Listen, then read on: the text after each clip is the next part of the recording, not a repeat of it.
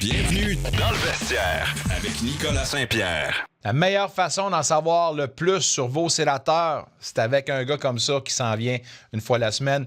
Grande équipe de collaborateurs et collaboratrices. Salutations à Danny Allard qui nous dit une fiche de 2-1 cette semaine. Ça serait bien. Mr. Boss, Hello Banzanac, Maniwak. Oh my God! Quel nom! 3 victoires sur 4, on va le souhaiter. Tout de suite, on poursuit la discussion sénateur avec Zachary Mercier du Quotidien Le Droit.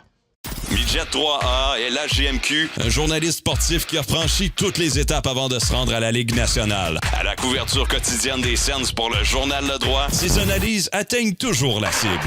Attention, ça va brasser. Avec Zachary Mercier. I gotta ask you, Mr. Mercier, votre sang de partisan, quand tu vois un club gagner de cette façon-là, 7-1, à Washington, on va l'admettre, plusieurs l'ont dit, Washington ne s'était pas présenté. Mais il n'y a personne qui va brailler sur le fait que cette équipe-là ne s'est pas présentée. On se tourne vers l'équipe qui visitait et 7-1. La question qu'on posait sur les médias sociaux, la victoire vous confirme-t-il que l'équipe est redevenue à l'identité qu'on souhaitait? Je pose la question. Ben moi, je pense qu'on est assurément dans la bonne voie, là, comme on le voit depuis le match face aux Oilers.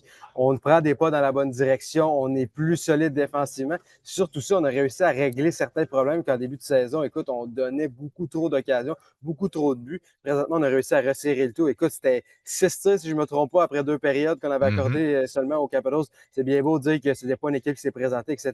Mais écoute, 6 tirs dans la Ligue nationale de hockey, là, c'est chose très rare d'accorder après seulement 2 périodes. Donc, vraiment, pour moi, c'était une domination complète. Puis, écoute, les sénateurs, on a vu ce qu'on voulait voir des sénateurs. C'est certain que si on est capable d'enchaîner quelques matchs un peu consécutifs de cette façon-là, si on est capable de le faire ce soir face aux Bruins, ben écoute, pour moi, là, il n'y a plus aucun doute. Là, on n'a pas besoin d'un si gros échantillon pour voir que les sénateurs, ben écoute, on est capable de redevenir l'équipe qu'on a démontré la saison dernière, qu'on est capable de faire partie de l'élite ou à tout le moins de vouloir faire partie d'une équipe qui peut aspirer aux séries éliminatoires et à faire du bruit en séries éliminatoires. Tu ne changes pas une formule gagnante, donc on peut comprendre que c'est le statu quo au niveau de l'alignement. Or, petit changement devant les filets, Meriläinen sera devant la cage et non Linus Ullmark. D'accord ou pas avec cette décision-là, on sait tous demain, c'est un 2-2. Ça prend un des deux qui va prendre le départ, on s'entend. Mais ce soir, Meriläinen au lieu d'Ullmark, oui ou non? Moi, je suis très d'accord, très d'accord. Il Ouais. faut lui donner du temps de jeu à un moment donné. Il faut qu'il puisse avoir un peu l'occasion. On a pu reposer Linus Ullmark aujourd'hui. Là, a pratiqué, mais écoute, il va être assis à côté de nous autres sur la galerie de presse. Ça va être Hunter Shepard qui va être le gardien de but auxiliaire. Donc, pour moi, c'est vraiment important pour lui donner une occasion. Surtout que les Bruins ne connaissent pas le meilleur début de saison non plus. Donc, on choisit un peu nos adversaires. Pour moi, c'est un scénario idéal. Selon moi, c'est l'histoire du match ce soir. C'est le joueur qu'on veut voir jouer. C'est Leevi Meriläinen. A connu pas un premier départ, on peut dire, ordinaire. A été même redescendu avec les Senators de Belleville. Donc, pour moi, c'est le joueur que je surveille ce soir. Écoute, je suis quand même confiant qu'il va être capable un peu de retrouver ses aises. À tout de moins, c'est une grosse tâche. C'est sa tâche ce soir, c'est retrouver ses aises, retrouver son identité parce que lui, il se doit de pouvoir de redevenir un peu le gardien comme on avait vu l'an dernier, là, où est-ce qu'il était solide, tellement calme, et que je ne suis pas inquiet qu'un jeune gardien comme ça va être capable de retrouver un peu ses repères. Parce que ça doit devenir quand même un questionnement pour les sénateurs. Si on n'a pas de réponse à savoir si on est capable de compter sur un Meriläinen ou à l'extrême un Sogard, il faut répondre à cette lacune-là parce qu'au rythme où vont les choses, Linus Ullmark jouera au bas mot entre 70 et 75 rencontres cette saison-ci. Dans le hockey d'aujourd'hui, même moi qui dis ça, là, je trouve que c'est insoutenable. Alors, pour toi, c'est sûr qu'il faut regarder aussi le moyen et long terme dans ce niveau-là là, pour Meriläinen. 60 matchs, c'est déjà trop. Donc, écoute, il faut que ton gardien auxiliaire, surtout maintenant dans la Ligue nationale qui est tellement exigeante aujourd'hui, 60 matchs sur ton partant te donne 60 bons départs. Pas nécessairement bons départs, mais te donne 60 départs dans une saison. Écoute, c'est déjà bon. Là. Donc, on peut avoir, ça prend un auxiliaire de qualité. Leevi Meriläinen l'a donné l'an dernier. Si c'était pas de lui, les sénateurs n'étaient pas en série. C'est pas compliqué. A sauvé un peu la saison à certains moments des sénateurs. Donc, pour moi, ça prend une certitude comme quoi ton deuxième gardien est capable de faire le travail.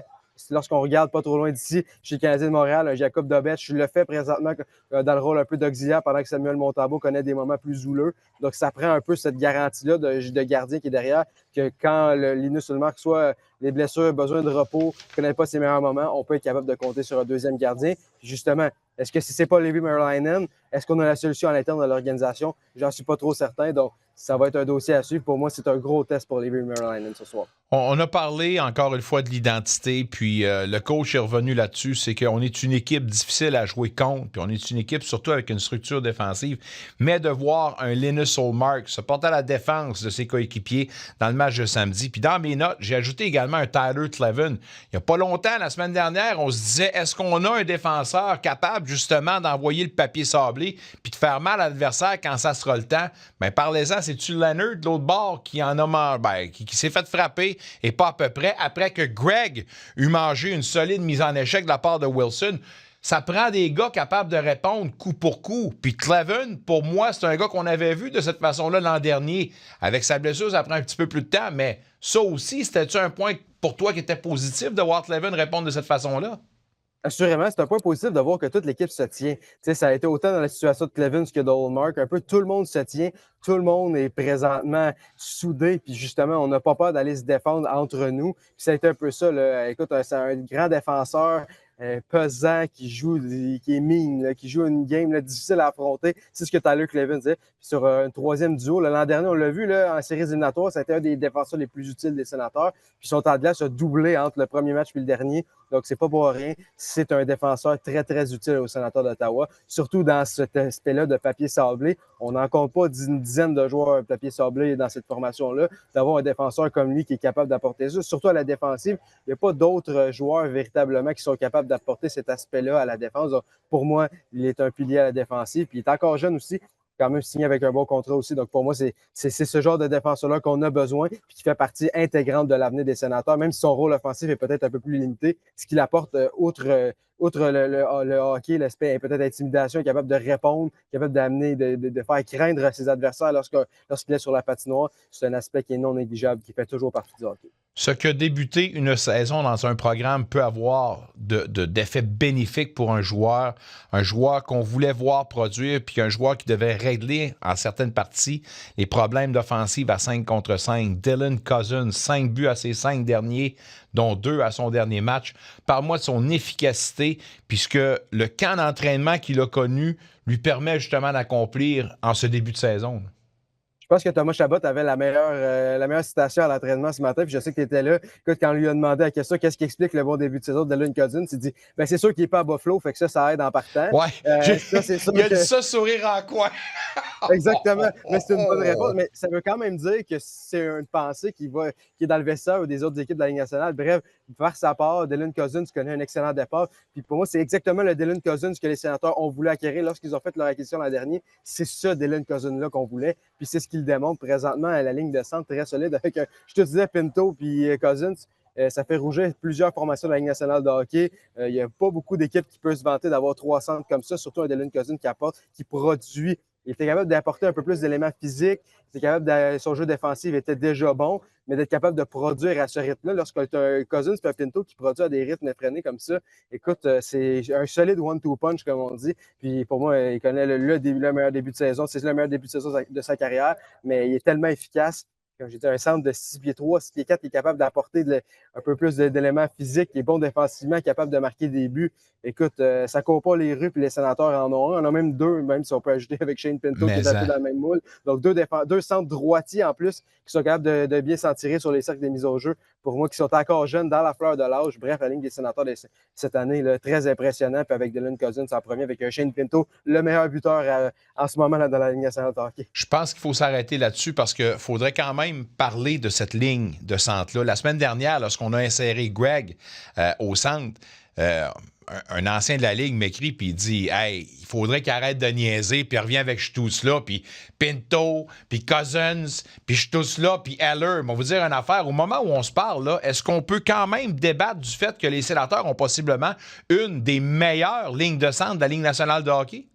Pour moi, ça fait aucun doute. Là. Écoute, j'allais m'avancer dans un top 10 peut-être de la Ligue nationale, peut-être même plus haut. Écoute, pour moi, ça fait, je suis vraiment dans le premier tiers. Là. Écoute, des jeunes centres en plus que... Et efficace au cercle de mise en jeu, domination totale au cercle de mise en jeu, là. Exactement, c'est ça. C'est des joueurs qui sont capables de prendre des mises en jeu, qui ne sont pas juste bons pour mettre des points sur le tableau, sont efficaces dans les deux sens de la patinoire. Les trois, surtout avec justement un Pinto puis un Cousins qui sont capables d'apporter les deux côtés, qui jouent autant d'avantages numériques qu'en désavantages numériques. On a même vu un Stutzla désavantage numérique. Quand ces genres de gars-là sont capables de donner ce qu'ils donnent depuis le début de la saison, bien, écoute, les résultats ne peuvent que suivre. Puis on voit un peu justement que ça suit là, présentement. On est sur une bonne séquence. On se doit simplement de poursuivre sur la lancée. C'est trois jeunes qui sont encore dans les début vingtaine. Là. Écoute, Cousins, c'est le plus vieux. Là. Écoute, c'est quand même spécial à voir que c'est tous des joueurs où est-ce que sont encore dans la fleur de l'âge, qui sont signés à long terme, qui sont, bien, outre Pinto, évidemment, là, mais qui vont on va espérer qu'ils vont être signés à long terme. Ça fait partie du noyau. Puis quand tu as une ligne de centre aussi solide que celle-là, bien, écoute, tu peux espérer à de très belles choses pour des années à venir. Dernier sujet avant de te laisser, Patrick Tourangeau qui nous écrit. Tantôt, vous parliez de Zetterlund. Je ne crois pas qu'il va s'en sortir s'il reste sur le 4e trio. Il n'a pas l'identité d'un joueur de 4e trio et je doute qu'il puisse répondre top 6. Le 3e trio serait parfait pour lui. Je ne sais pas. Comment vois-tu la situation pour Zetterlund, même si, rappelons-le, le coach a bien rappelé à tout le monde qu'il n'était pas, lui, dans ses mauvaises grâces. Lui a parlé, puis c'est la réalité, mais on va essayer de le repartir. Zetterlund, comment tu vois la situation? Il devrait être gaucher. Je pense qu'il devrait d'essayer de jouer gaucher. Je pense que c'est là le besoin des Sénateurs. Écoute, il est un peu pris derrière différents éléments du côté des Sénateurs, mais ça demeure un marqueur qui est capable d'aller marquer. Présentement, on dirait qu'il y a certains joueurs qui vont bien, qui produisent, mais lorsqu'il va y avoir des hauts et des bas dans une saison, tu vas être content d'avoir un Zetterlund. Il y a les blessures qui peuvent se mêler à ça. On ne le souhaite pas, évidemment, mais ça demeure un joueur utile. Et présentement, il ne connaît pas le début comme il le souhaitait, puis je pense que son utilisation il n'est peut-être pas idéal non plus de son côté. Il aimerait ça avoir plus d'opportunités. Mais à un moment donné, il faut y aller avec ce qui fonctionne, avec une formule gagnante. Présentement, les Sénateurs ont trouvé une certaine formule gagnante. Il n'en fait peut-être pas partie d'un top 9. Mais Travis Green nous a habitués aussi à mélanger ses trios, à aller de gauche et à droite, de haut en bas. Donc, pour moi, Zetterlund t'amène une flexibilité qui va être utile peut-être un peu plus tard dans la saison. Mais présentement, il se retrouve un peu par défaut sur un 4e trio. Mais lorsqu'il va avoir sa chance, ça va être à lui de bien la saisir parce qu'il y a des chances avec la formation en santé, on n'aura peut-être pas 1 million. Zach, je te souhaite un bon lundi, surtout un bon match ce soir. On invite les gens à te lire quotidiennement dans le quotidien Le Droit. Nous autres, on a la chance de t'avoir 2 fois la semaine. Notre prochain rendez-vous mercredi. On se reparle à ce moment-là. Salut mon chum. Certainement, bonne fête show. Un retour sportif 100% local dans le vestiaire avec Nicolas Saint-Pierre.